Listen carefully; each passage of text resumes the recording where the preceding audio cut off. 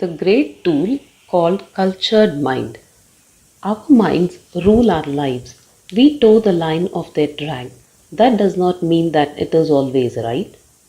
A mind that is cultured will guide one to a peaceful and serene life, if not to misery. The culture of India, that is Bharat, has been designed in such a way that the practices and habits of food, talk, entertainment, business, give and take, etc., enable a pure mind to have control over all activities. Two friends went on a religious sojourn. They came to the holy city of Tirupati after visiting many. A little effort spent in climbing the seven hills brings one to the glorious and majestic divine abode of Lord Venkateshwara.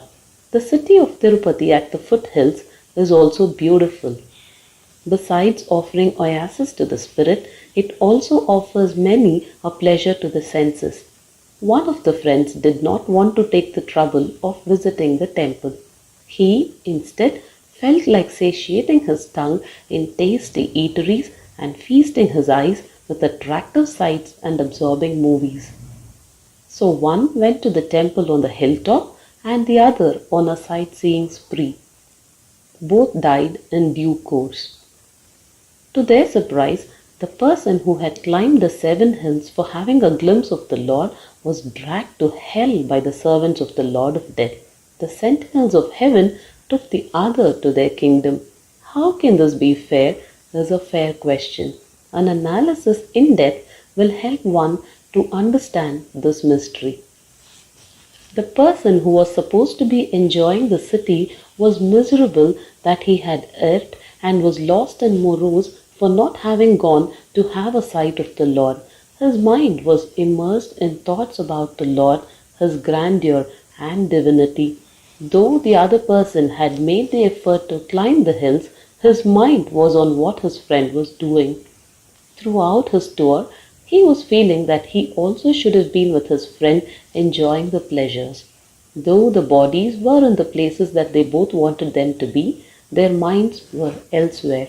The result was that one went to hell and the other to heaven. The outcomes of deeds, bad and good, papas and punyas, depend upon the mind's field of grace. It is only the mind that is responsible for bondage or liberation, so goes a saying of the ones who know.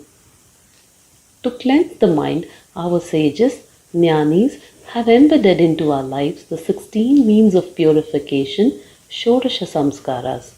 They have molded our thinking with immortal literature, events from hallowed past, Itihasa, and stories from eternity, Purana, education, and training systems under the tutorship of the elevated in Gurukulams. They have built a civilization and culture which reflects this thinking by integrating elevating practices into our daily routines, into our livelihood pursuits, into the festivals that we celebrate, down to what we adorn and wear. When sage Valmiki admired the serene flow of river Sarayu, he compared it with the tranquil mind of one who was absorbed in the infinite. Sanmanushya manoyatha. This is the boon that one earns when the mind is pure. Just as a wild elephant gets tamed when trained by tamed elephants, the association with those jnanis who are immersed in God subdues and purifies our mind, the great Sri Ranga Mahaguru used to remind. The company of jnanis has such a sublimating influence that our minds get transformed into instruments which help us savor the bliss of divinity at the root of creation.